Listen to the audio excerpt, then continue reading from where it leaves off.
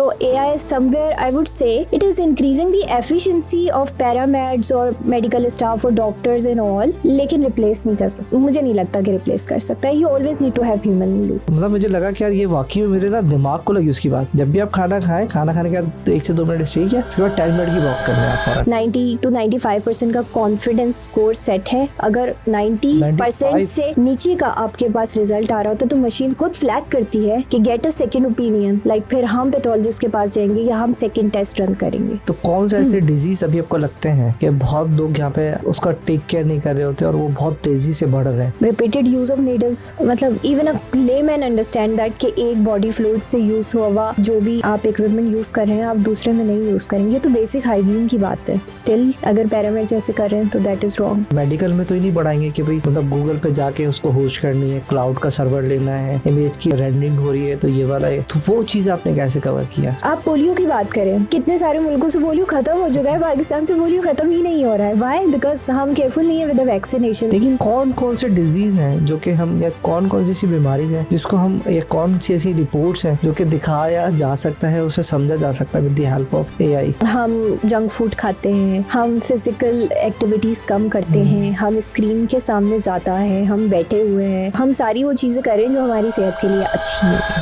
अस्सलाम वालेकुम हिरा, कैसी हैं आप? वालेकुम अस्सलाम, आई एम वेरी वेल. आप कैसे हैं? मैं बिल्कुल ठीक. आज का जो टॉपिक है ना जो मैंने डिसाइड किया हुआ वो किया हुआ है हेल्थ विद AI. ठीक है, यानी कि बहुत सारे हम लोगों ने टूल्स में करा डिस्कशन कि AI से ये इमेजेस बना सकते हैं, कंटेंट बना सकते हैं. तो आपका तो एक एक्सपीरियंस है हेल्थ के ऊपर, तो what exactly that benefit we can take from them कि AI की मदद से हम अपनी कैसी help out. Because I saw your profile कि आपने काफ़ी मतलब मिलियंस लोगों के टेस्ट्स भी किए हुए और बहुत सारा कुछ है. तो व्यूअर्स को बताना चाह रहा हूँ आज का जो टॉपिक रहेगा वो हम है मतलब AI की मदद से अपनी हेल्थ को कैसे इंप्रूव कर सकते हैं. Before dive in the topic I would like कि थोड़ा सा आप अपना बैकग्राउंड बताएं, जर्नी बताएं, कहाँ से एजुकेशन हासिल की, बहुत सारी कंट्रीज में आपने विन भी किया है, वो भी थोड़ा सा बताएं. So thank you firstly for inviting me here and talk about AI in healthcare. बहुत important topic है. I guess जब मैंने इसमें एक्चुअली अपना रिसर्च वर्क स्टार्ट किया था तो it was not that much propagated in field, लेकिन आज everybody knows about it. AI के थ्रू हर चीज़ में, हर फील्ड में काम कर रहे हैं. हेल्थ केयर में कुछ ज़्यादा काम हो रहा है. It's very beneficial.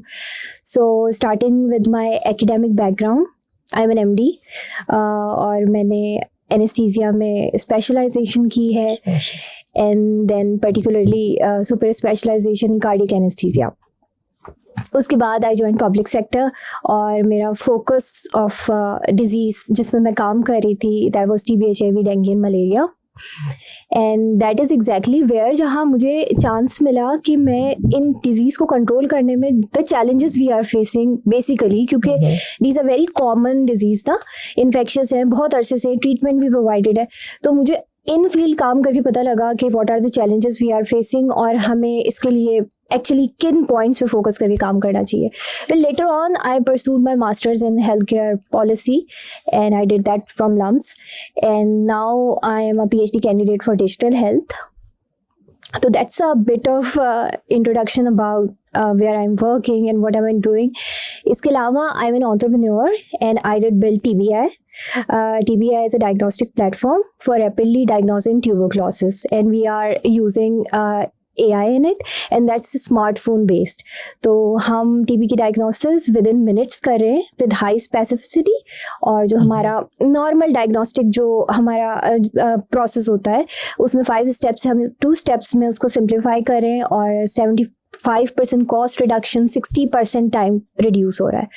तो that's what I'm working on basically.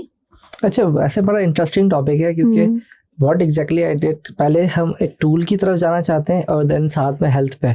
अगर हम बात करें जैसे अभी आजकल लोग बड़े हमारे घर में यूज़ होता है, मैं खुद भी करता हूँ, GPT यूज़ कर लिया, क्लाउड, उस पर हम रिपोर्ट डाल रहे हैं. पहले ही होता था कि अगर कोई डिजीज़ आ रहा है तो हम गूगल पे डाल के पूछते थे किस चीज़ की दवाई है, पर हम उस पर रिपोर्ट डाल रहे हैं और उसको देखते हैं और उसको समझते हैं कि अच्छा इससे ये चीज़ होगा. तो वो जो चीज़ें आजकल के दौर में जो मुझे लगता है कि थोड़ा सा खुद से नहीं करना चाहिए. इसलिए स्टार्टिंग से मैं जो आजकल की में जो पहला सवाल है ना थोड़ा सा कॉम्प्लिकेटेड भी क्योंकि मैं फैक्ट पे जा रहा हूँ. लोग जा रहे हैं जो थोड़े से स्मार्टर और वो उसके ऊपर डालते हैं अपनी रिपोर्ट डालते हैं, जैसे ब्लड काउंट की रिपोर्ट, एंड देन वो आपको जीपीटी पे डाला, यार मुझे बता दो इसमें क्या मसला है, क्योंकि वो डॉक्टर की दवाई तो या उसकी कैलकुलेशन तो नहीं पढ़ पाता, पर वो कहीं ना कहीं सजेस्ट कर देता। व्हाट एग्जैक्टली यू थिंक कि वो सही काम कर रहा है या क्या कर रहा है? अच्छा, बेसिकली हाँ, this is the concern point जहाँ पे हम बहुत सारी एप्स आ गई हैं एआई की वजह से, इंटेलिजेंस की वजह से इंटरप्रिटेशन बहुत आसान हो गई, पॉइंट ऑफ केयर हो गई है, everybody have it in their hand. In fact I remember last week I was in a hackathon और there was these university kids जिन्होंने स्पिन ऑफ बनाया था, and they were creating an app जहाँ पे you can actually interpret the reports you have. वो मेरा वहीं पे उनसे क्वेश्चन था कि even if you interpret the report you need to go to the doctor, because even chat GPT से पहले गूगल पे भी हम ये कर रहे होते थे, लेकिन medical field is not like that. Firstly you need some expert who actually knows the report and उस रिपोर्ट को किस डायरेक्शन में आपने डायग्नोस करना है या फिर उसके लिए क्या ट्रीटमेंट देनी है, विच अ लेमैन कैन नॉट। अगर एक लेमैन जिसका मेडिकल में कोई एक्सपीरियंस नहीं है या वो नहीं जानता, इवन इफ ही नोज कि अच्छा ये मुझे सिम्टम्स है and it is going toward that particular disease, तो अगर वो उस डिजीज़ की तरफ जा रहा है तो मुझे ट्रीटमेंट क्या लेनी है। दूसरी चीज, there are so many diseases that have shared symptoms and science, तो आपको कोई भी ऐप ये नहीं बताएगी एग्जैक्टली कि आपके पास कौन सा डिजीज है। मतलब एक डिजीज के फर्स्ट से आपका वेट लॉस कैंसर में भी हो रहा है, आपका वेट लॉस ट्यूबरक्लोसिस में भी हो रहा है, वेट लॉस आपका HIV में भी हो रहा है, वेट लॉस और प्रोटीन मैलन्यूट्रिशन की वजह से भी हो रहा है, बहुत सारी चीज़ में हो रहा है। If it is telling you कि there is a weight loss and आपका ये साइन जो है इस डिजीज से मैच करता है, तो क्या आप सारे डिजीज़ की ट्रीटमेंट लेना शुरू कर देंगे? नहीं। तो for that we need to have human in loop. तो AI somewhere I would say it is increasing the efficiency of paramedics और मेडिकल स्टाफ और डॉक्टर्स एंड ऑल, लेकिन रिप्लेस नहीं कर, मुझे नहीं लगता कि रिप्लेस कर सकता है। You always need to have human in loop. Understanding के लिए ठीक है, बट फाइनल डिसीजन नहीं होगा कि अगर आपको नहीं समझ में आता तो आप थोड़ा बहुत अंडरस्टैंडिंग कर लें द वर्ड जो बहुत ही कॉम्प्लिकेटेड होते हैं उसके अंदर जो medical, even if you understand that, ठीक है, बट अल्टीमेटली आई गेस इसका इंटेलिजेंस का यूज डॉक्टर्स और पैरामेड्स के लिए ज़्यादा अच्छा है, who are having a little bit of like confusion कि अच्छा मैं ये भी सोच रहा हूँ, ये भी सोच रहा हूँ, ये भी सोच रहा हूँ, तो this app can help me find out कि क्या प्रॉब्लम है, तो उसके आगे से जर्नी मैं कंटिन्यू कर लूँगा या उसके आगे से डायग्नोसिस मैं बना दूंगा। For layman I guess that is not very much like useful, और मुझे तो ऐसा लगता है कि if you come to know about things आप ज़्यादा परेशान हो जाते हैं। If you are not exactly knowing that, for say जैसे लोग कहते थे कि गूगल पे मुझे सर दर्द का मैंने सिम्टम सर्च किया है, मुझे कैंसर हो गया है, सो या इन दैट पॉइंट आपको और कंफ्यूज कर रहा है, आई बिलीव आपको और कंफ्यूज कर रहा है इसका मतलब। नहीं, मुझे ऐसे ही आपसे बात करते करते ना वो मुझे याद आ गया कि हमारे पास हर किसी के पास अपनी अपनी बीमारियों के भी इलाज है, तो मुझे लगता है कि वो और ज़्यादा स्मार्ट हो जाएंगे। जैसे अगर आपके पेट में दर्द है तो कोई बोलेगा कि यार वो कोल्ड ड्रिंक में नमक डाल के पी लो, और अगर आपके गैस हो गई होगी तो वो जो बड़े फॉर्मूले हैं, तो मुझे लगता है थोड़े दिनों के अंदर ये इनके अपडेट हो जाएंगे। अगर इन्होंने उसको वहाँ से, आपकी बात है कि वहाँ से लेना नहीं चाहिए, कहीं ना कहीं आसान है ना भी, तो क्योंकि उर्दू में भी बात हो जाती है, जीपीटी पे उर्दू भी बात हो रही है, इंग्लिश में भी बात हो रही है, तो अगर रिपोर्ट डाल के तो वहाँ से मुझे लगता है कि थोड़े दिनों में कुछ नए फॉर्मूले ना आ जाए कि आप कोल्ड ड्रिंक के अंदर आप दूध डालें और थोड़ा सा नमक डालें तो आपका ये मसला हल हो जाएगा। नहीं, इन अ सोसाइटी जहाँ पे हम ओवर द काउंटर पे ट्रीटमेंट्स बहुत ले रहे होते हैं, हर चीज़ के लिए जाके एंटीबायोटिक उठा के ले आते हैं, तो that's sort of dangerous as well. Before अभी मैं आपकी जर्नी का था तो मुझे ऐसे ही पहला क्वेश्चन था, तो मैंने कहा पहले आपको उसके साथ कनेक्ट करूँ। आपने माशाल्लाह से काफ़ी जगह पे मैंने देखा आपकी एप्स भी हैं, तो ये TBAI राइट? एग्जैक्टली, तो वो व्हाट एग्जैक्टली है क्या? So TBI is my brainchild. Actually, it was my research when I was collecting the data, when I was serving in the public sector, and I was too close to the ground. So basically, it was like the biggest gap. जो TB, tuberculosis actually endemic है पाकिस्तान में. It's a low strata disease. और tuberculosis मतलब Pakistan is the 5th highest TB burden country. और you know हमारे पास 1960 में TB का treatment available था, हमारी गवर्नमेंट टीबी का ट्रीटमेंट फ्री ऑफ कॉस्ट देती है, तो प्रॉब्लम कहाँ पे आ रहा है, गैप कहाँ पे है, हम अभी तक टीबी को कंट्रोल क्यों नहीं कर पा रहे हैं। जब हम इस पे बात करना शुरू करते हैं तो हमें पता लगता है कि the problem is diagnosis. There are 2 modes of diagnosis जो मेनली यूज होते हैं, मॉलिक्यूलर और मैनुअल दोनों ही कम्बरसम है, टाइम टेकिंग है, 2 to 3 days रिजल्ट्स आ रहा हो। मैनुअल में एक्यूरेसी कॉम्प्रोमाइज हो रही है। मैनुअल के लिए हमारे लैब टू पैथोलॉजिस्ट रेशियो भी बहुत कम है, लाइक रफली it's like 1 pathologist for 30 labs in Pakistan, क्योंकि हमारे पास ऑलवेज HR की डेफिशिएंसी है। अब हम मॉलिक्यूलर टेस्टिंग की तरफ जाएं तो we have gene expert and हमारे पास इतनी मशीन्स नहीं है जीन एक्सपर्ट, हर साइट अवेलेबल नहीं है। Because it's a low strata disease, हमारी ज़्यादा कॉन्सेंट्रेशन पेशेंट्स की रूरल रीजन में है, तो हमारा ऑलमोस्ट 70 से 80% जो है वो पेशेंट आ रहा है रूरल रीजन से। And when we talk about facilities, तो रूरल रीजन में हमारे पास बेसिक माइक्रोस्कोपी यूनिट्स हैं। तो गैप कहाँ पे आ रहा है? डायग्नोसिस में। अगर हम सैंपल सिटी साइट्स पे भी भेजते हैं तो फिर सैंपल की क्वालिटी कॉम्प्रोमाइज़ होने का भी प्रॉब्लम होता है। रूरल रीजन में there are women and children who can't travel all the way from their district to city labs, ये भी एक प्रॉब्लम है। आप आए, टेस्ट लेके जाएँ, फिर टेस्ट कलेक्ट करना है, एक्सेसिबिलिटी का प्रॉब्लम आ रहा है। So basically TBAI is a smartphone based app जहाँ पे हम लैब के इंफ्रास्ट्रक्चर को चेंज नहीं कर रहे हैं, हम कुछ भी नहीं कर रहे हैं। बेसिक माइक्रोस्कोपी यूनिट में आपके पास स्मार्टफोन कैमरा होता है, 12 to 18 मेगापिक्सल का सबके पास होता है। You just put that camera on the eyepiece of the microscope, आप उसकी इमेज ले रहे हैं सैम्पल स्लाइड की, उसको आप ऐप पे अपलोड कर रहे हैं and you are getting the result within minutes. We have trained this machine because when we were facing this problem in like diagnosis के गैप को फुलफिल करने के लिए, तो I remember when I was working for that, so I had this idea कि अगर pathologist नहीं available है तो you can WhatsApp me the images and I can get it like analyse through the pathologist in the city. At that time I was able to collect data. When I went for my masters and there was like, आपके last year में thesis आपको करना होता है, तो उस time पे in Pakistan AI thing was evolving a lot, और क्योंकि मेरा मास्टर्स जो था वो मैनेजमेंट में और पॉलिसी में था, तो एंटरप्रेन्योरशिप का भी उसमें एक सेमेस्टर था, तो माय प्रोफेसर सजेस्टेड मी कि यू शुड, हम सबको करना होता था एक प्रोजेक्ट एंटरप्रेन्योरशिप में। So we were making projects. At that time I discussed that with my professor and he suggested me कि if you had enough data and this is a very good idea, being a doctor मैंने कभी नहीं सोचा था कि I'd look into entrepreneurship या business। मेरा अपना वही practice का mindset था and I was very happy with that कि मैं अपना रिसर्च वर्क कंप्लीट करूँगी and that paper is gonna be published, और अगर किसी को लगेगा तो वो इसको एग्जीक्यूट करेगा या डेवलप कर लेगा, but not me because I was not having that mind set.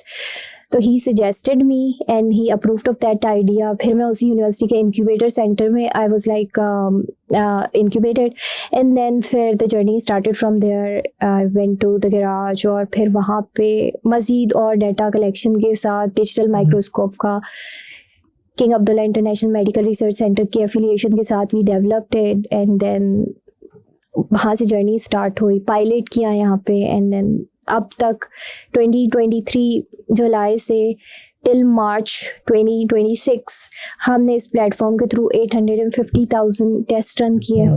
Almost million हो गया ना, नियरेस्ट टू मिलियन। हाँ, अब हो गया होगा, April is gonna India whatsoever. So जिसकी वजह से already we train the machine on 45,000 sample, और उसके बाद कंटिन्यूस लर्निंग में मशीन जो है जितने सैंपल आता जाता है उस पर मजीद ट्रेन होती जा रही है, तो फाइन ट्यून भी हो रही है आपकी machine. So we started from there और अब इट इज ग्रोइंग। तो कैसे डेटा, पहले तो इतनी अवेयरनेस का इश्यू था, हाँ. तो डेटा अब तो वहाँ से LLM के थ्रू तो बहुत सारा डेटा भाग गया, इंटरनेशनली भी LLM सब तो अवेलेबल है, तो वहाँ से डेटा नहीं ले लेते हम? अच्छा, हमारे पास जो है ना वो साउथ एशियन प्रोप्राइटरी डाटा हमें चाहिए, ठीक है, LLM के ऊपर, या हमारे पास जो डाटा ओपन सोर्स लाइब्रेरी में मौजूद है that is on digital microscope. एक प्रॉब्लम यहाँ पे ये आ जाती है, पाकिस्तान में डिजिटल माइक्रोस्कोप ही है ही नहीं। अगर डिजिटल माइक्रोस्कोप है तो it's a very fine quality pictures we have, और मशीन की ट्रेनिंग और ऐसे बहुत सारे आई गेस पैथोलॉजी के एप्स बन भी रहे हैं जो कि डिजिटल माइक्रोस्कोप की उस पर इमेजेस पे ट्रेंड है and they are giving very good result. हमारा प्रॉब्लम यहाँ पे था बेसिक माइक्रोस्कोप का, ब्राइट फील्ड माइक्रोस्कोप का। सो ये प्रोप्राइटरी डाटा है जो कि यहाँ के noisy sample पे trained हुआ है. So whenever we are getting a picture, it is not always of the good quality, but still it is getting a आपकी 90 to 95% का confidence score set है. अगर 90% से नीचे का आपके पास result आ रहा होता तो मशीन खुद flag करती है कि get a second opinion, like फिर हम पैथोलॉजिस्ट के पास जाएंगे या हम सेकेंड टेस्ट रन करेंगे. Otherwise if the result is coming in this range, तो हमने उसका थ्रेशोल्ड ही मशीन का इतना हाई रखा है कि हमारी स्पेसिफिसिटी ज़्यादा रहे. सो या दैट्स हाउ इट्स एक्यूरेसी इतनी अच्छी आ रही है. और दूसरा वजह ये कि आपको एशियन कंट्री के लोगों का ही उनकी जिल्द, उनकी हेल्थ के हिसाब से और उनकी हाइट के हिसाब से डेटा चाहिए होगा. और पब्लिकली आप नहीं उठा सकते ना डेटा, अगर है अदर कंट्रीज का भी नहीं उठा सकते. चैलेंजेस यहाँ पे ये भी लगता है मुझे. इन केस ऑफ ट्यूबरक्लोसिस डायग्नोसिस हमारा काम माइकोबैक्टीरियम ट्यूबरक्लोसिस यानी कि उस पर्टिकुलर बैक्टीरिया से है, तो इससे डेमोग्राफी का कोई ताल्लुक नहीं है. So this was not my concern मेरा था मशीन ट्रेनिंग के लिए, मशीन लर्निंग के लिए, कि इमेज की क्वालिटी जो है वो यहाँ के मोबाइल्स की हो.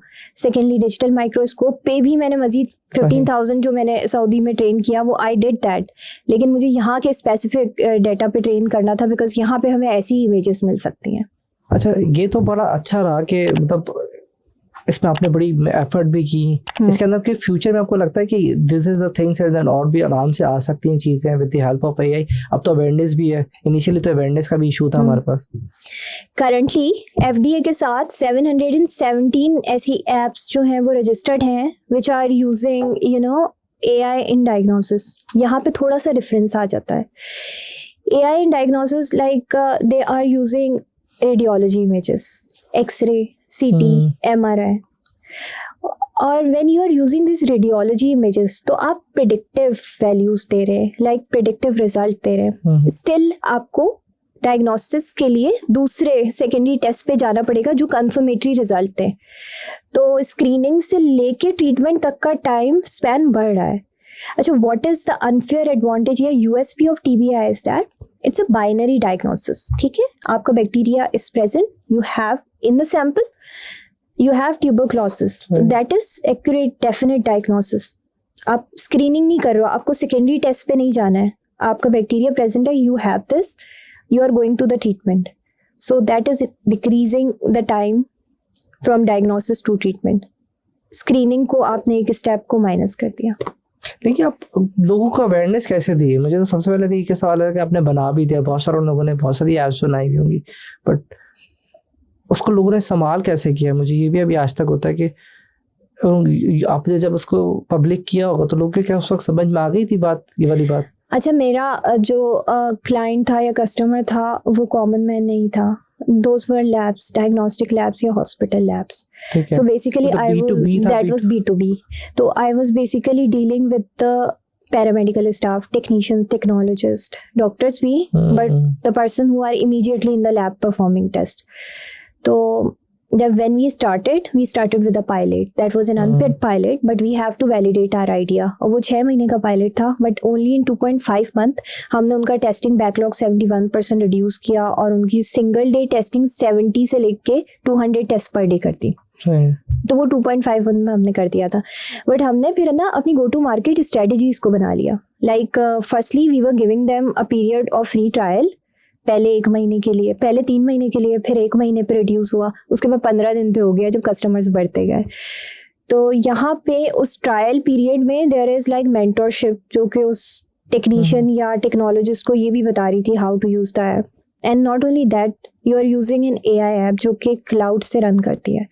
तो सॉर्ट ऑफ डिजिटल लिटरेसी भी आ रही थी उनके अंदर. ये उनके लिए भी बेनिफिशियल था, which they can use for other purposes as well. And in the rural region the LHWs, lady health visitors, lady health workers जो कि घरों में जा रही हैं. और आपको पता है कि जो BMUs होती हैं रूरल रीजन में, वहाँ पे डॉक्टर्स नहीं होते हैं, वहाँ पे टेक्नीशियंस और LHWs और विजिटर्स ही होते हैं. तो when they were getting trend, तो उनके अंदर भी एक अवेयरनेस आ रही थी इस मेंटरशिप से डिजिटल लिटरेसी की. So somewhere not only we are promoting healthcare, we were also promoting digital literacy in them, which was sort of आपको उनको ट्रेन करना पड़ा होगा कि कैसे चीजें चल रही हैं, कैसे सॉल्व करना है. Some of them were like जिनको नॉर्मली एप्स यूज करनी भी नहीं आती थी, और उसके बाद जब उनको ये सिखाया गया तो they were able to understand the difference between a normal app and an app जहाँ पे हम डायग्नोसिस कर रहे हैं, और एआई का कॉन्सेप्ट और क्लाउड का कॉन्सेप्ट, और जब आपके पास नो कनेक्टिविटी या लो कनेक्टिविटी है तो how does the cloud works, और किस तरह एज के अंदर जाके आपकी जो इमेजेस हैं वो फीड हो जाती हैं, और जब अच्छे सिग्नल आते हैं तो वो प्रोसेस हो जाती हैं। तो उनको बहुत सारी टेक्निकल टर्मिनोलॉजी से और टेक्निकल जितनी भी आपकी जो भी प्रोसेसेस हैं उसकी भी अवेयरनेस आ रही थी। तो that was a positive sort of aspect as well. तो ये आपके लिए रेवेन्यू मॉडल भी बना, राइट? यस, और ये भी थोड़ी सी इंटरेस्टिंग जर्नी है। We started with a subscription based model. अच्छा, that was quarterly subscription, but quarterly subscription was feasible और ओनली फॉर द हॉस्पिटल और लैब जिनका टेस्ट वॉल्यूम तकरीबन 500 या उससे ज़्यादा था। There are so many BMUs और यूनिट्स जहाँ पे पर डे 2 से 3 टेस्ट से ज़्यादा डिस्पेंसरीज में टेस्ट रन नहीं कर रहे होते। तो अगर वो क्वार्टरली सब्सक्रिप्शन के बारे में सोचें तो that is kind of not cost effective for them. तो we started with quarterly subscription और इतने कस्टमर्स नहीं थे, 3 से 4 कस्टमर्स थे। उसके बाद we got the chance and we start working on solving this issue. फिर हमने पेपर टेस्ट पे काम करना शुरू हुआ, which is a transactional model, और every transaction of test for getting us $1। तो उसके बाद हमने उस पर काम करना शुरू किया। But then it was like sort of शुरू में जाहिर सी बात है, यू स्टार्ट समथिंग, आपके पास पैसे भी नहीं होते, हर चीज़ को बहुत ख्याल से रखना पड़ता है, टीम को भी लेके चलना पड़ता है, टीम को मिनिमम भी रखना पड़ता है, बिकॉज या you are not financially you are like squeezed. फिर उसके बाद हम इस पे पहले से काम कर रहे थे 8 महीने से। फिर luckily I was selected at Standard Chartered women in tech, और फिर they were giving us an initial grant to like launch something in your digital product जो कि टेक्नोलॉजी ड्रिवन हो, और फॉर दो स्टार्टअप्स जो कि वुमेन लेड हो, because I was the CEO and founder of TPI। So मैं सारी कंडीशंस पे पूरी हो रही थी and I was selected in that and I got the money to finally launch it. और फिर second year of TPI launch by the end of second year 2024 के December में I was able to launch another revenue stream। उसके बाद से revenue मतलब financial landscape में there was a boom, we got so many customers after that, even the lab networks, and I guess that was one turning point जिसके बाद we were able to propagate more। What I understand कि आपने एक as education background में उसको ID को brainstorming की and then वो कन्वर्ट हो गया रेवेन्यू स्ट्रीमिंग में, यानी कि एजुकेशन के साथ आप एंटरप्रेन्योर माइंडसेट पे भी चले गए हैं। हाँ, बिकॉज मेरा मास्टर्स जो था it has that component of business and entrepreneurship, so that help me a lot. एक और भी था, मैंने आपका आर्टिकल में देखा था 143 कंट्रीज के अंदर कहीं आप कोई कंपटीशन था, वो भी कोई विन किया? Oh yeah, that was Falling Wall Science Summit Berlin में। So I was like I presented it here local lab में फॉरमैन क्रिश्चियन कॉलेज में। ये यही वाली ऐप थी वो? हाँ, मैंने अपना यही वाला research, because it was research based और ये यूनिवर्सिटी स्पिन ऑफ था, तो इट्स अ पब्लिश रिसर्च। तो मैंने जो है ये ऐसे अपनी एंट्री सेंड की और मुझे आई प्रेजेंटेड इट, तो मैं टॉप 10 में थी and then top 10 when presented at the college. So उनकी टीम वहाँ से आई हुई थी and I was the winner in that. Luckily I got selected and as a winner I was supposed to present it at Falling Wall Science Summit in Berlin, और वहाँ पे 143 countries represent कर रही होती हैं। So I was selected over there और मैंने वहाँ पे 3 minute के अंदर अपना case present किया। And this year again I was selected for that as a startup venture in the same platform, because we are scaling now and they find it that I should again present it over there as a mature startup. इसके अलावा last year I was selected at Prototypes for Humanity, जो Dubai future foundation का initiative है, and इसकी 11 editions आ चुकी हैं अब तक। But the best part is that उसकी 11 एडिशंस में कभी भी कोई भी प्रोजेक्ट पाकिस्तान से सिलेक्ट नहीं हुआ, and ours was the first project ever selected from Pakistan to be presented over there. ये कितनी खुशी की बात है ना। और अगर आप मुझे बड़ा अच्छा लगा कि आपका एक आइडिया था, उसमें एक डेटाबेस था और ये सारी चीज़ें जो अब मुझे लगता है कि और भी आसान हो गई हैं, क्योंकि AI मज़ीद स्मार्ट हो गया है, इसमें हम मज़ीद बहुत सारी चीज़ें ला सकते हैं। When I was presenting over there, तो वहाँ पे ऐसे बहुत सारे आइडियाज़ थे जो एडवांस टेक्नोलॉजी और हेल्थ केयर में यूज़ कर रहे थे. So when I started from here, तो यहाँ पे जब मैंने TBI स्टार्ट किया था तो इनिशियली तो मेरे लिए ये रिस्पॉन्स होता था कि AI वाज सो डिफ़िकल्ट. फिर हमारे पास पाकिस्तान में AI के लिए उस टाइम पे रेगुलेटरी फ्रेमवर्क कोई अवेलेबल नहीं था, हमारे पास कोई लॉज नहीं थी proper. The third part and the most difficult part is that when you are dealing with something in healthcare, you are dealing with matters of life and death. And when you are dealing with matters of life and death, तो you need to have like all the licenses and all the check and balances जो कि वो देख सकें कि अच्छा ये standards पे आपकी ऐप काम कर रही है और it's safe to use and all that stuff. So you need ISOs, you need CEs, you need FDA and everything. So the journey started really challenging for me. और फॉर गुड 2 years मुझे ऐसा लगता था मैं फजूल चीज़ के पीछे भाग रही हूँ, this not gonna work. And Pakistan में you can never have an invention like this. Like somebody can invent it somewhere other part of the earth और फिर हम उसको रेप्लिकेट कर सकते हैं, लेकिन हम खुद कुछ नहीं बना सकते. But I didn't loose heart. मुझे ऐसा लगता था although it was not working, but मेरा उस पर काम छोड़ने का दिल नहीं करता था. So I kept on going. And now when I see and whenever I'm like a part of any jury or panel or as a mentor, मैं वहाँ पे कम से कम 2 से 3 आइडियाज़ तो देख रही होती हूँ हेल्थ केयर के और AI implicated in that. So I feel really good. So it was at that time when I go back, it was impossible. But now when I'm standing here and growing and scaling, I see it is not impossible. So it is always about the timing. Sometimes हमारे वक्त में वो चीज़ उस part of the world या उस reason में नहीं हो रही होती है, बट आगे जा और जगहों पे हो रही होती है. तो व्हेन आई गो इंटरनेशनली इतना अजीब नहीं लगता, क्योंकि वहाँ पे इससे भी ज़्यादा एडवांस्ड आइडियाज़ होते हैं और दुनिया पता नहीं क्या क्या कर रही है. प्रिसीजन मेडिसिन की तरफ है, क्वांटम कंप्यूटिंग की तरफ है. तो आपको लगता है अभी तो हम बहुत पीछे हैं. अच्छा हीरा, अभी बहुत सारे हमने देखा है कि बहुत सारे स्टूडेंट्स हैं जिनको मैं जानता भी हूँ जो मेडिकल की लाइन में आई हैं, बट एक्चुअली वो उनका माइंडसेट होता है यूनिवर्सिटी जा रहे हैं आ रहे हैं वापस ना. तो वो अगर कोई इनोवेटिव आइडियाज़ होते हैं, अब तो खैर आसानी भी हो गई है, तो वो उस आइडिया को कैसे इनिशिएट करें अपने आइडिया को. अच्छा, अब ना बच्चों के अंदर बहुत ज़्यादा मैं देखती हूँ they are too incline towards entrepreneurship और टेक्नोलॉजी इन एंटरप्रेन्योरशिप. बहुत सारे बच्चे जो है अब they are more incline towards taking computer science and even other fields में भी वो ज़्यादातर टेक्नोलॉजी और AI की स्ट्रीम्स को पिक कर रहे होते हैं. और बहुत सारे जितने भी कोर्सेज हैं उनके अंदर अब इस चीज़ को और इंट्रोड्यूस कर दिया गया है. So this generation has too much awareness about and interest about getting into entrepreneurship. तो अब उसके अंदर कैसे जाया जा सकता है?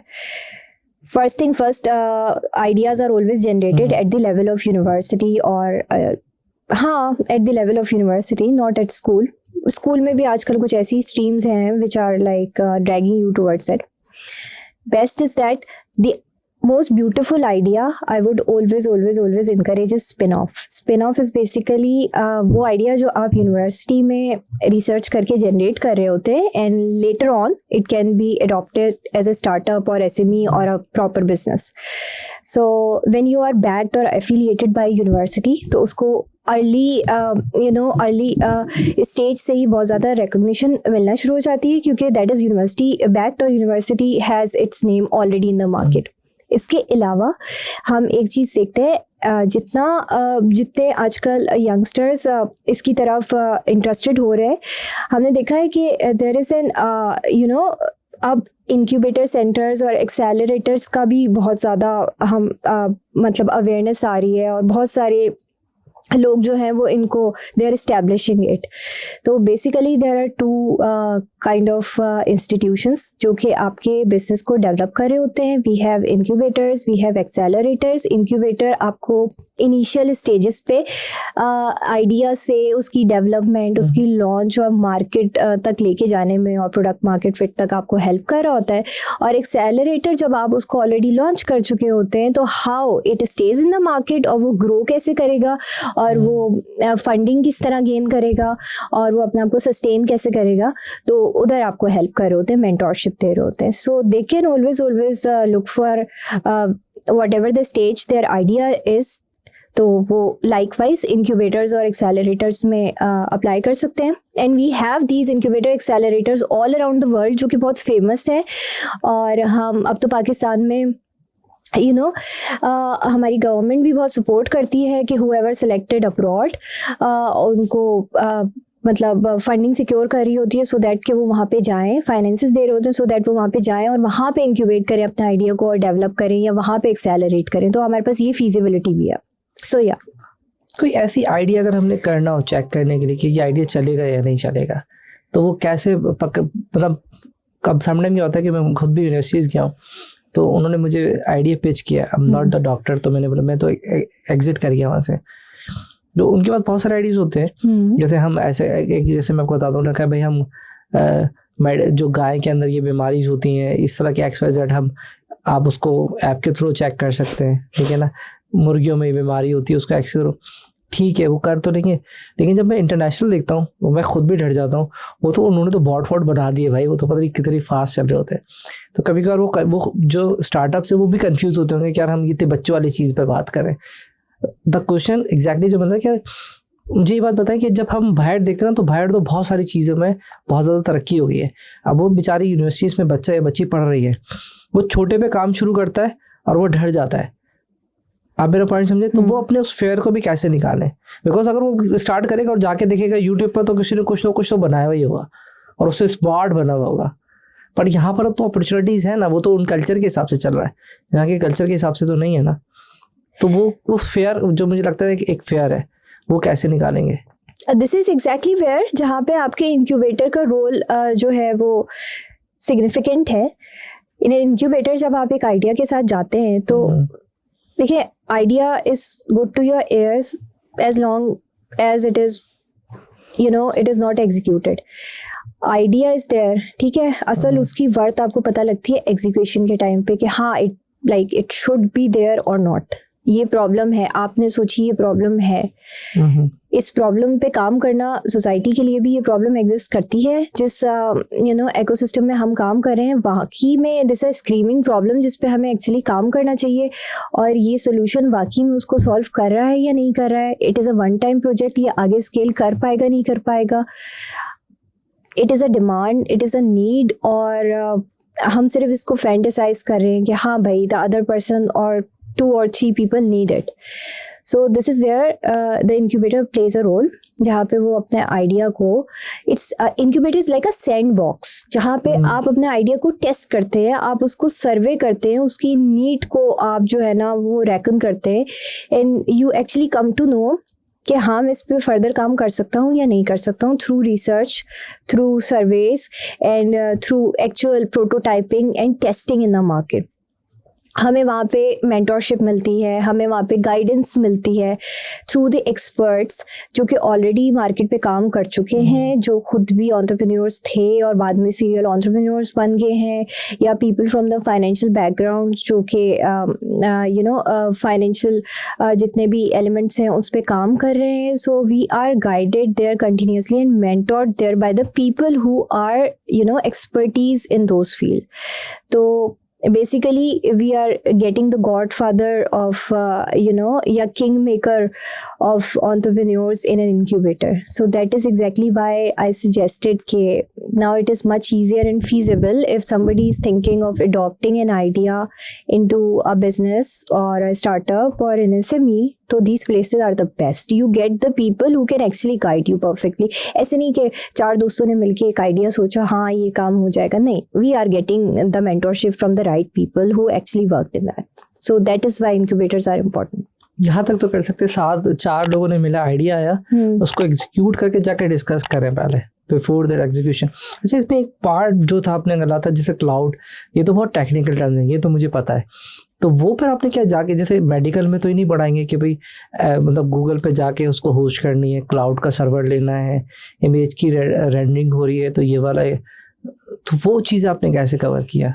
अच्छा, being a layman in technology जैसे कि मैं हूँ, क्योंकि आई एम अ डॉक्टर और मेरा टेक्नोलॉजी से कोई ताल्लुक नहीं था, और मैं उस टाइम की भी डॉक्टर नहीं हूँ जहाँ पे आप कहें कि अच्छा हमारे कोर्स में AI भी आ गई है, टेक्नोलॉजी भी आ गई है और क्वांटम भी आ गई है. तो I was totally unaware of it. तो मैं भी ये सोचती थी कि व्हाट इफ हम इमेजेस को व्हाट्सएप कर दें and getting the result back. So I came to know जब हम एक चीज़ 2, 3, 4 या 5 या 10 इमेजेस तक डील कर रहे होते हैं तो इंटरनेट और व्हाट्सएप और platforms like this works best. जब हम एक ज़्यादा क्वांटिटी में डाटा आप हैंडल कर रहे होते हो तो of course WhatsApp can't handle it or any other simple platform can't handle it. So we need a bigger space. अगर मैं layman में बताऊँ like I am a layman in technology, so we need a bigger space or pipeline to hold it, to hold that amount of data and to process it and to like return back the result. So that is exactly where the cloud helped me. Cloud is actually when you want to run something on internet or through networking and you need you are having a quantity or bulk of your like processing, so you need to have cloud to make it happen.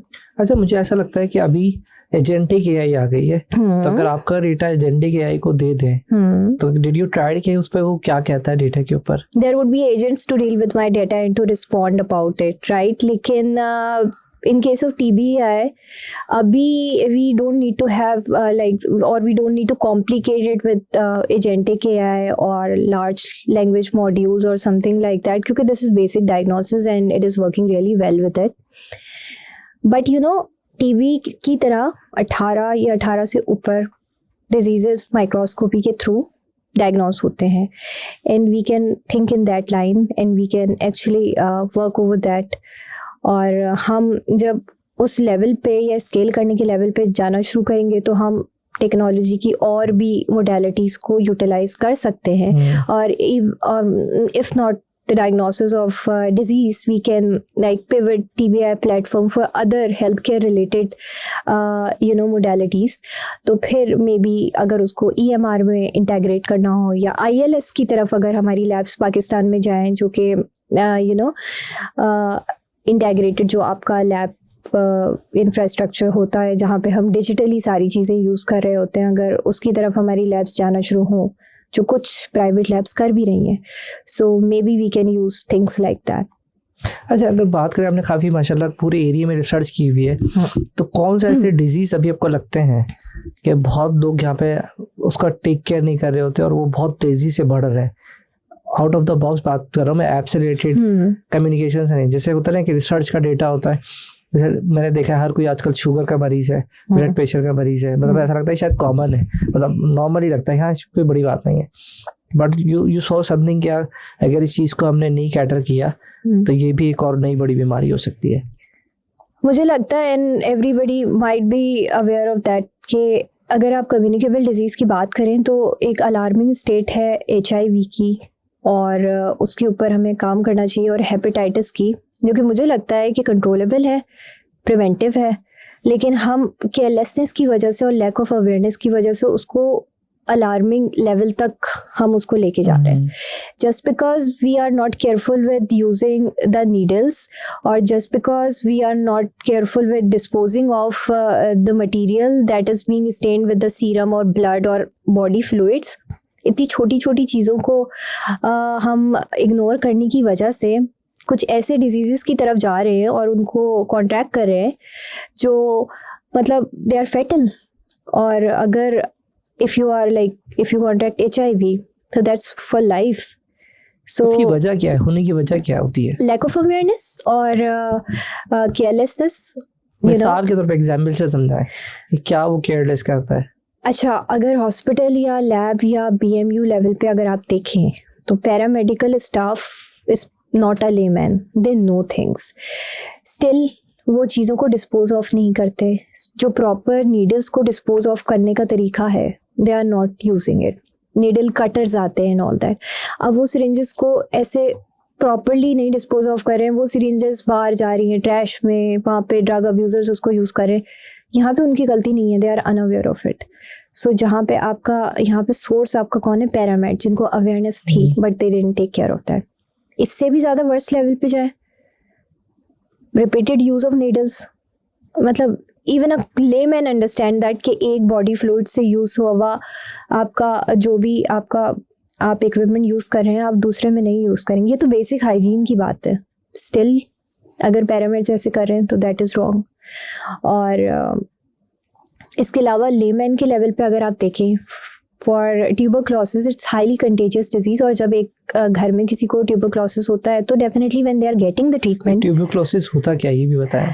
Tuberculosis Urdu में तपेदाक होता है। क्या होता और है? तपेदाक, okay, तपेदाक, हाँ। So it's infectious disease जो कि एक बैक्टीरिया से होता है। जब बच्चा पैदा होता है तो उसको पैदाइश के टाइम पे एक इंजेक्शन लगता है, जो हमारे आम पे सबके साइन वो होता है ना, स्कार, BCG का। और मोस्ट कॉमन फॉर्म इसकी लंग्स की ट्यूबरक्लोसिस है, जो हमें कफ होता है जब अगर हम इन्फेक्शन जो है वो कांटेक्ट कर लें, तो उसके बाद we have fever, we have bloody cough, और हमारा वेट लॉस होता है। But there is a treatment, क्योंकि ये बैक्टीरियल डिजीज़ है तो एंटीबायोटिक ट्रीटमेंट है इसके लिए, कीमोथेरेप्यूटिक ट्रीटमेंट है इसके लिए, और हम उस ट्रीटमेंट को यूज़ करने के बाद ठीक हो जाते हैं।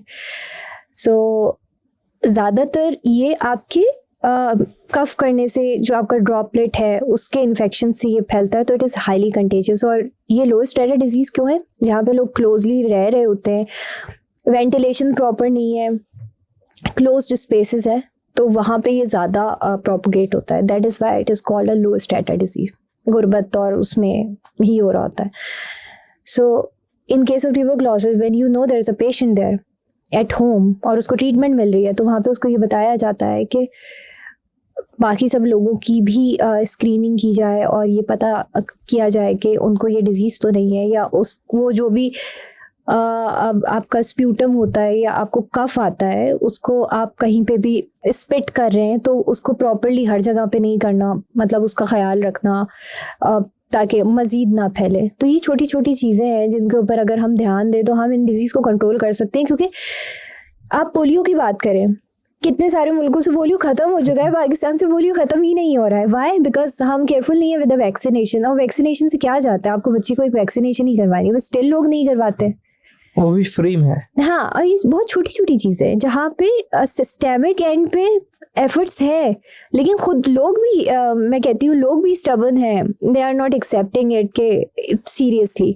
तो मुझे लगता है अगर दोनों एंड से आप सीरियसली किसी चीज़ को टैकल करें तो हमारे पास मिसालें हैं। हमारे मुल्कों में ये चीज़ें रह गई हैं, बाकी तो ख़त्म हो गए हैं। अवेयरनेस का तो है ना, थोड़ा सा टाइम लगेगा, मुझे लगता है हो जाएगा। और हालांकि देखिए सबसे ज़्यादा हमारे मुल्क में डॉक्टर है, आपको ये बात पता है? नहीं नहीं पता? कभी आपने चेक करें, मैं आपको एक फॉर्मूला बता देता हूँ। आप कभी बाहर जाएं या अपने दोस्तों में जाएं, किसी उंगली पे कुछ बाल दें तो आपको हर कोई सजेशन देगा। ये कायदा मैंने खुद भी ट्राई, मेरा दोस्त मुझे कहता था कि मुझे पता है पाकिस्तान में सबसे ज़्यादा कौन लोग हैं, मतलब डॉक्टर आपसे ज़्यादा है। कहता है अगर चेक करना है तो आप छोटी सी पट्टी बांध लें हाथ के ऊपर और चले जाएं। तो हर कोई आपको एक ना एक एडवाइस तो लाजमी दे देता है। तो ये तो डॉक्टर्स तो है ना हमारे, लेकिन फिर भी हमारा बीमारी के मसले हल नहीं हो रहे हैं। तो अभी हम वाइंड अप की तरफ भी चलते हैं, क्योंकि बेसिकली टॉपिक था एआई का और कुछ वो कहीं हमारा बीच में भी रह गया। अभी जो हमने एक सवाल स्टार्टिंग में किया था कि यार अगर हम कुछ करते हैं, लेकिन कौन कौन से डिजीज़ हैं जो कि हम, या कौन कौन सी ऐसी बीमारीज हैं जिसको हम, या कौन सी ऐसी रिपोर्ट्स हैं जो कि दिखाया जा सकता है और उसे समझा जा सकता है with the help of AI, because there is a lot of tools right now कि उसमें हम डालते हैं तो बहुत सारी चीज़ें बता देता है। छोटी मोटी इस लेवल तक का देख सकते हैं, मतलब ये वाला लेवल है। अच्छा, पता है अगर हम अपनी सोसाइटी में डेवलपिंग कंट्रीज़ या लो एंड मिडिल इनकम कंट्रीज़ में एक प्रॉब्लम अगर हम देखें तो नॉन कम्युनिकेबल डिजीज़ेस में, जैसे डायबिटीज़, हाइपरटेंशन, ब्लड प्रेशर और डायबिटीज़, शुगर, ये जो मेटाबॉलिक डिजीज़ है, अब ओबेसिटी, मोटापा, ये सब चीज़ें भी ना बहुत ज़्यादा हमें अब दिखना शुरू हो गई है। और बहुत जो लाइफ स्पैन होता था टू गेट दिस डिजीज़ पहले ज़्यादा था, अब बहुत कम एज से, बहुत यंगर एज से पीपल आर गेटिंग इट। मुझे लगता है कि कौन सी चीज़ें जो लेमन लैंग्वेज पे वो एप्स या वो प्लेटफॉर्म यूज़ करके इन चीज़ों को कंट्रोल कर सकती है। Why we are contracting those non communicable diseases? क्योंकि हम एक सेडेंट्री लाइफ स्टाइल अपनाए हुए हैं, हम जंक फूड खाते हैं, हम फिजिकल एक्टिविटीज़ कम करते हैं, हम स्क्रीन के सामने ज़्यादा हैं, हम बैठे हुए हैं और हम सारी वो चीज़ें कर रहे हैं जो हमारी सेहत के लिए अच्छी नहीं है। तो मुझे लगता है and we are getting this kind of disease, हम बैठे बैठे मोटे भी हो रहे हैं, हम मोटे हो रहे हैं तो फिर हमें डायबिटीज़ भी हो रही है, डायबिटीज़ हो रही है तो आगे जाके फिर हमें एक इन्फ्लिक्टिंग फैक्टर बन गया है, तो हमें हाइपरटेंशन भी हो रही है एंड ऑल दैट स्टफ। तो मुझे लगता है at the level of platform और एप्स, हमें जो भी डाइटरी जितनी भी इंफॉर्मेशन है to have a healthy lifestyle, physical activities particularly क्या करनी चाहिए, हमारी लेवल ऑफ लाइक हमें कितने दिन में कितने घंटे की स्लीप चाहिए होती है, हमें कितना स्क्रीन टाइम रखना चाहिए, और हमें खाने में क्या चीज़ें ज़्यादा खानी चाहिए, क्या चीज़ कम खानी चाहिए, हमें किस रेंज में अपना वेट मेंटेन करना चाहिए as per the parameters of our body. Overweight नहीं होना है, कुछ नहीं होना है, या फिर अंडरवेट भी नहीं होना है। तो ये सारी चीज़ों की इंफॉर्मेशन मुझे लगता है लेमैन के लेवल पे काफ़ी इफ़ेक्टिव होंगी, और वो खुद ये नॉलेज अगर वो गेन करेंगे तो उनमें अवेयरनेस आएगी तो कंट्रोल आएगा तो you can beat the disease, simple. हाँ, जो मैं बात की आपकी समझा कि हम ये इस तरह डाल सकते हैं एआई के ऊपर कि अपनी हाइट डाली, वेट डाली, उसने बता दिया आपका वेट इतना होना चाहिए, हाइट इतनी होनी चाहिए, और आपका ब्लड इतना होना चाहिए, XYZ जो भी चीज़ें हो सकती है। मुझे नहीं आइडिया कि क्या ज़्यादा चीज़ें हम क्या क्या चीज़ें देख सकते हैं, हम हाइट वेट देख सकते हैं। देयर आर एप्स जहाँ पे हम अब कैलोरी काउंट भी कर सकते हैं अपने फूड को, उसमें पिक्चर आप उसको स्कैन करके you can like even check कि आपके खाने में कितनी कैलोरीज है। देयर आर एप्स पॉसिबल है, या exactly, there are apps which can actually tell you कि आपके पूरे दिन का कैलोरी इनटेक कितना होना चाहिए to maintain a healthy weight, और उस हेल्दी वेट को मेंटेन करने के लिए हमें कितना पोर्शन ऑफ प्रोटीन, कितना पोर्शन ऑफ कार्ब और कितना पोर्शन ऑफ फैट खाना चाहिए, और हमें कितना वॉक करना चाहिए, और हमें कितनी फिजिकल एक्टिविटी करना चाहिए, हमें कब सोना चाहिए, हमें कब उठना चाहिए। There are apps completely design to tell you each and everything in your whole day 24। Tested है, अगर नाम अगर उसका मिले, आपकी टेस्टेड है? I won't promote any app. Why would I promote any app? हाँ, बहरहाल अगर you are an iOS user तो मेरे ख्याल से Pro Max में तो इनबिल्ट है। उनका जो डिफॉल्ट है मैंने हाँ, अब there are apps, उनका तो डिफॉल्ट ऐप भी है, हेल्थ वाला जो है। हाँ, मतलब calorie count and everything and all that stuff. वो ठीक काम करता है, मैंने कभी नहीं ट्राई किया। It does, और इसमें कोई रॉकेट साइंस भी नहीं है, it can। उसमें चाय पी रहा हूँ तो उसकी तस्वीर खींच के, हाँ एग्जैक्टली। और इवन ये वाली तो कब से आ रही हैं, जहाँ पे गैजेट्स भी आ रहे होते हैं, जहाँ पे you can know your blood pressure, जहाँ पे आपको हार्ट रेट पता लग जाता है, आपके अंदर ब्लड ऑक्सीजन की कितनी कॉन्सेंट्रेशन है ब्लड में वो भी पता लग जाता है। तो that is like actually helpful. अगर आपका ब्लड प्रेशर ज़्यादा है तो आपको पता लग जाता है, आप कुछ नहीं कर सकते तो एटलीस्ट यू कैन एक्ट, आप हॉस्पिटल तो जा सकते हैं। तो these apps are really good. पहले तो you need to have a sphygmomanometer, वो जो बीपी एपरेटस होता है वो रखना पड़ता था। अब तो यू हैव दैट मोबाइल, आप देख लेते हैं कि अच्छा मेरा हार्ट रेट ज़्यादा आ रहा है, कोई गड़बड़ तो नहीं है, मेरा ब्लड प्रेशर ज़्यादा आ रहा है, I should get it checked. Even जो हमारे घर के बूढ़े बुजुर्ग हैं उनके लिए भी आसानी हो गई, and these are easier to use I guess. मैंने स्टार्टिंग में जब नया नया आया था तो वो तस्वीर हम खींचते थे और उसमें वो पता नहीं तस्वीर खींच के बता देता था कि इस तरह से इतना ब्लड आ रहा है तुम्हारा, ये है। मैंने ट्राई किया है, वो लाइट स्कैन होता था। हाँ, पर मुझे इतना भरोसा नहीं था कि ये सही बताता होगा, बट इट डज, क्योंकि अगर आप उसके पीछे की मतलब टेक्नोलॉजी ब्लूप्रिंट, अब उस वक्त नहीं लगता था कि ये सही बताता है, लेकिन आप देखें तो या दिस कैन बी डिटेक्टेड। आप कितनी सारी स्मार्टर हो जाएगा, स्मार्टर ऑलरेडी है। देयर आर स्ट्रिप्स जो कि आप अपने ऊपर स्टिक करो और आपको sugar concentration in the blood, glucose concentration पता लग जाती है, इलेक्ट्रोलाइट कॉन्सेंट्रेशन पता लग जाती है। देयर आर रिस्ट बैंड्स हैं जो आपको बता रहे होते हैं, तो हर कोई पहना हुआ होता है। I won't take the name of course, लेकिन बहुत सारी ऐसी वॉच हैं और ये सब कुछ है आपकी जो आपको बता रही होती है काम, and that is actually possible क्योंकि the blood is running through your veins और आर्टरीज, और it can easily like sense it through infrared. तो ये एक ईजी टेक्नोलॉजी है, तो इसमें कोई रॉकेट साइंस नहीं। मैंने एक AI टूल यूज किया था, नाम मैं भी नहीं ले रहा, नो प्रमोशन अलाउड। हाँ, तो नहीं, नॉर्मली लोग जो नॉर्मली टूल है कोई नहीं है, मैं GPT को यूज किया था। देन आई आस्क्ड कि भाई मेरा अभी मेरा रिसेंटली चेक करा तो मेरा फैटी लीवर था, उसको मैंने रिपोर्टें दी सारी। उसने बोला कि, मैंने कहा यार ये क्यों हुआ मेरा ना, मतलब मैंने उससे सवाल किया, कहता तुम बैठे रहते होगे खाना खा, लेकिन उसने एक मेरा वाकई मसला हल करा। मैंने बोला यार मैं इतना नहीं बैठता हूँ, और ना मैं तो घूमता फिरता रहता हूँ, मतलब मैं बिजनेस मैन हूँ, मैं इतना नहीं बैठता, तो मेरा फिर भी फैटी लीवर क्यों हुआ? उसने मुझे 3-4 सवाल किए। खाना खाते हैं आप, क्या खाते हो? मैंने कहा मैं तो घर में जो बना है। अच्छा, मैंने उसको नहीं बताया कि भाई दाल चावल हमारे यहाँ होते हैं, मैंने कहा एशियन के हिसाब से। पर उसने एक मुझे मसला बताया, कह रहा खाना खा के तुम फौरन बैठ जाते हो। और यार मैंने कहा यार इसने तो वाकई में सही बताई। तो उसने बोला जब भी अब तुम खाना खाओ, मतलब मुझे लगा कि यार ये वाकई में मेरे ना दिमाग को लगी उसकी बात।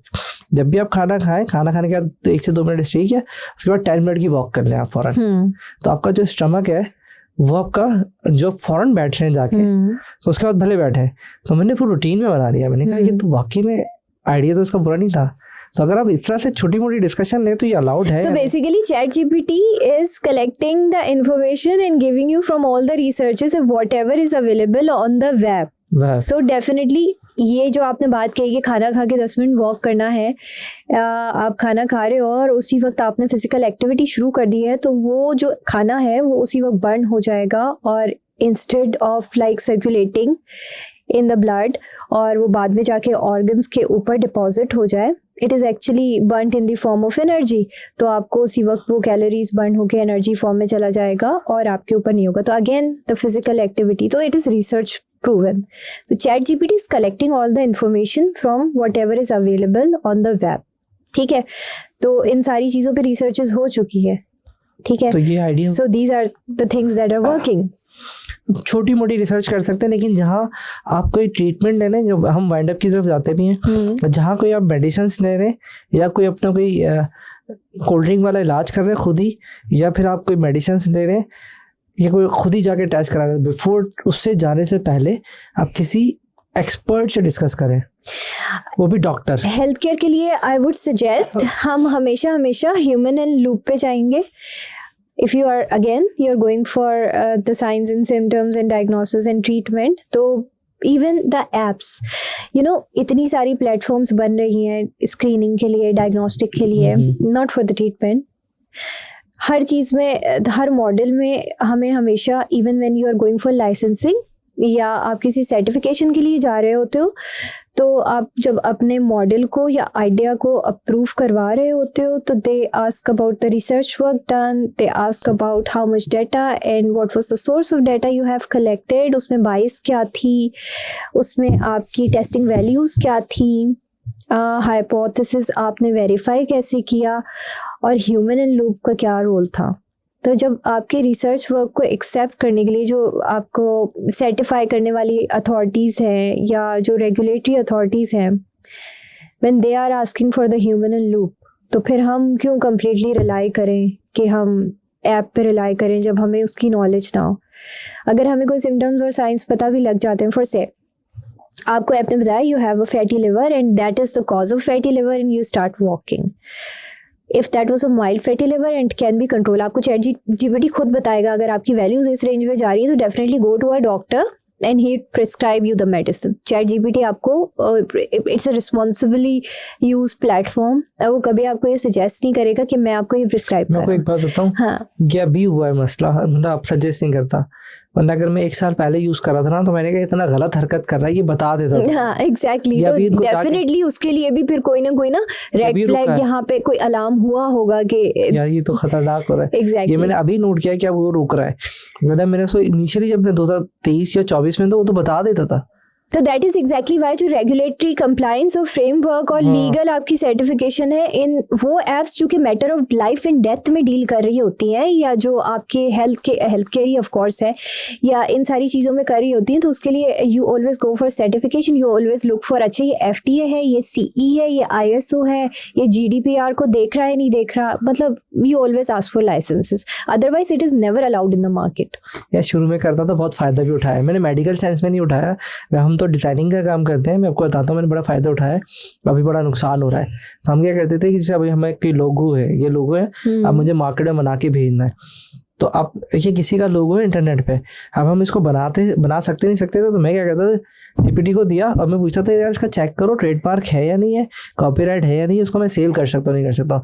ये जाता था रिसर्च, धम रिसर्च का, बोलता था भेज दो ना, ये ट्रेडमार्क है ना कॉपीराइट है, और तकरीबन वो मुझे पहले कॉस्ट करता था $350 का एक डिज़ाइन को चेक करने का, क्योंकि उसका ट्रेडमार्क अलग चेक होता था।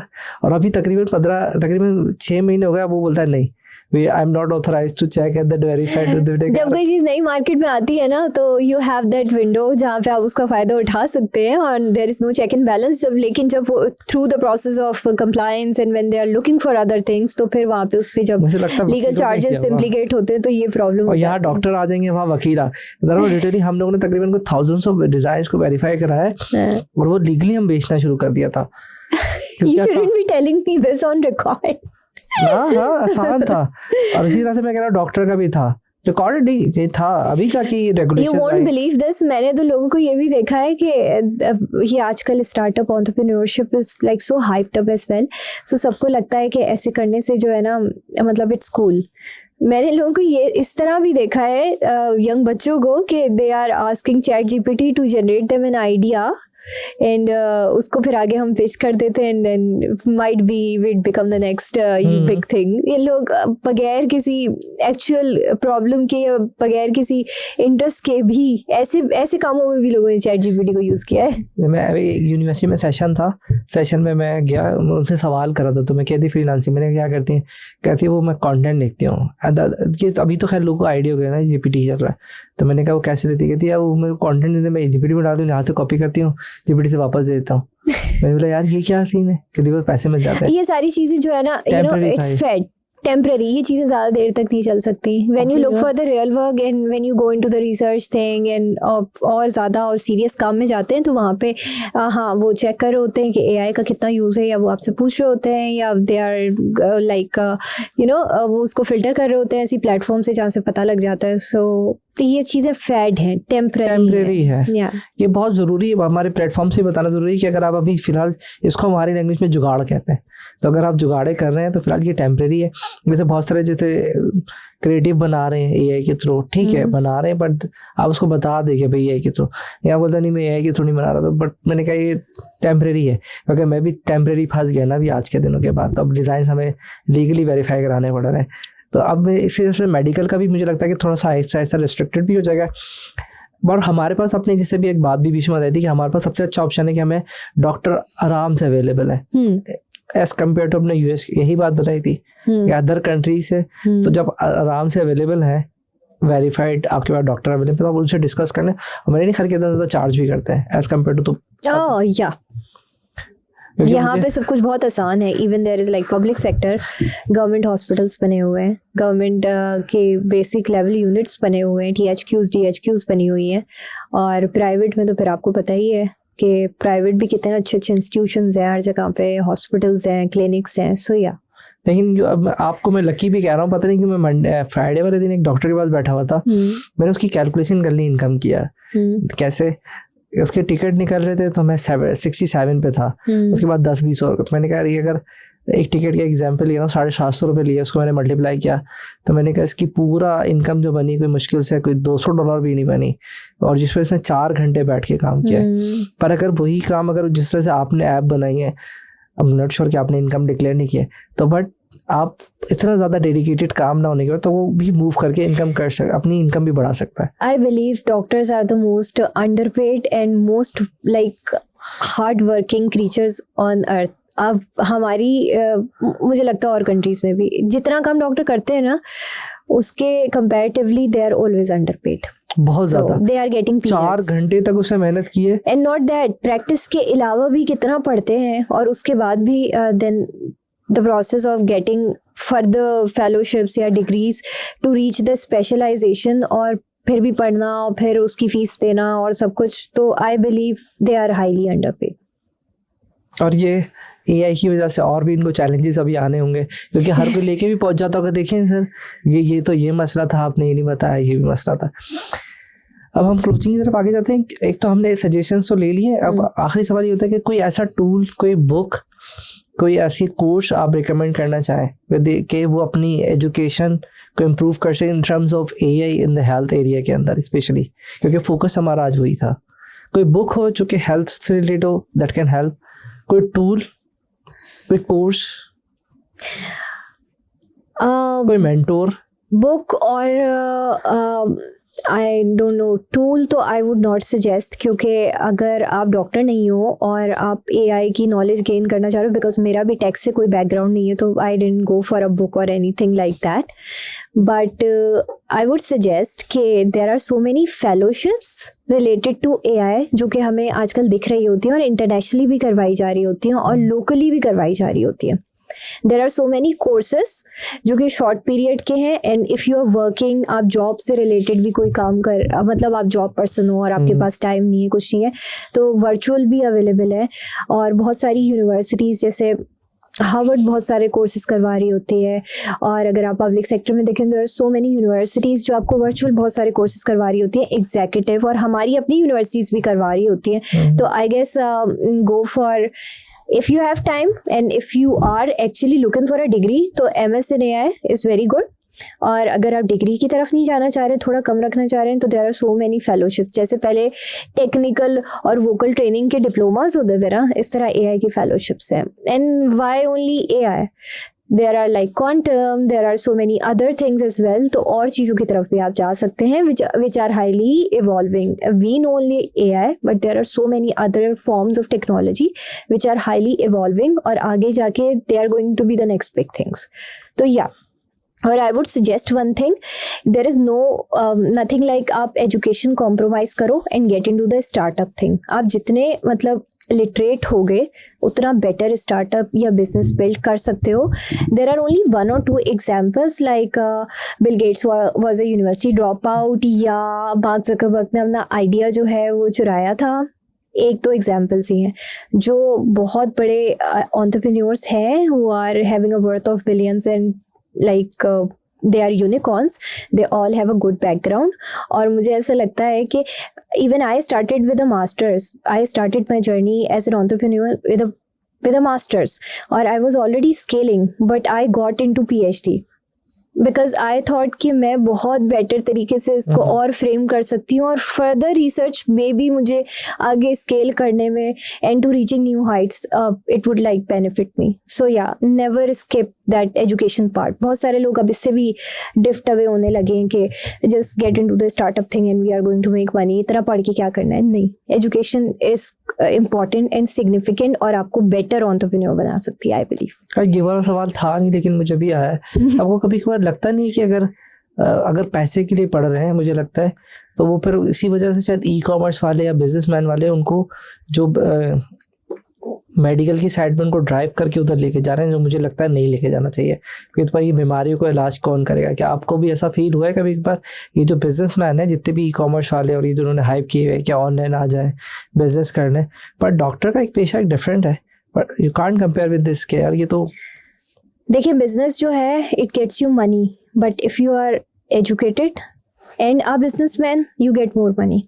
सो education is that boosting factor. एक बिजनेसमैन जितने पैसे कमाएगा, एक एजुकेटेड बिजनेसमैन उससे ज़्यादा कमाएगा. सो या, डेफिनेटली. नेक्स्ट 5 ईयर में हेरा अपने आप को कहाँ देखनी है विद मतलब ऐप के भी बता सकते हैं, पर्सनल गोल भी? Well, I'm more of a living in the present kind of person. Next 5 years में I'd see myself completing my PhD and with a good defense. काम लगता है मुझे. With a good defense. मैं भाग गया था इसलिए बोल रहा हूँ. नहीं, okay. I'm keeping my hopes high. और TBI पे I'd be see that expanding regionally and might be beyond the region. Yeah. Internationally मैं TBI को एक्सपेंड होता हुआ देखती हूँ. देखनी है. Yeah because Pakistan is only the 5th highest TB burden country. First is India and then we have African countries and then China and Philippines. So yeah, there is too much market. Okay, कोई last में message जाते हुए in term of health, in term of AI, general public message? Being a doctor, walk a lot. Yeah, that is one thing that can keep you healthy. That is one mantra. Walk. Thank you so much, Hera. और बहुत अच्छा लगा बात करके, और बड़ा अच्छा हुआ क्लियर भी करा आपने कि भाई सिर्फ AI से पूछ लेना ही आपका फाइनल डिसीजन नहीं, जब आपके पास डॉक्टर भी है. दिस इज द कंक्लूजन कि बस ठीक है, चीज़ें हैं, टेक्नोलॉजी है, मतलब एक बॉटम लाइन तक तो आप कर सकते हैं, बट आप उसको लिमिट नहीं कर सकते. और काफ़ी सारी चीज़ें और भी मुझे लगता है कि सवाल हो सकते हैं, बट क्योंकि टाइम को भी हमें कंसीडर करना पड़ता है। 40-50 मिनट के बाद ना लोग पॉडकास्ट को स्किप करते हैं। It's all depend the comment, अगर लोग के कमेंट आते हैं और करते हैं कि यार हमें ये जो आपने इतनी मुश्किल टर्मिनोलॉजीज रखी है इनका मतलब बता They can use the chat GPT for that. आप चैट जीपीटी करें और आप कमेंट में करेंगे तो हम उसका मतलब बता देंगे, दैट होता है। और कोई फिलहाल हमें इसको क्लोज करना पड़ेगा। अगर आपके कमेंट आते हैं तो हम इसको नेक्स्ट एपिसोड बिल्कुल हम कर सकते हैं। फिलहाल अभी तक के लिए अल्लाह हाफिज़। Allah Hafiz, it was lovely talking to you.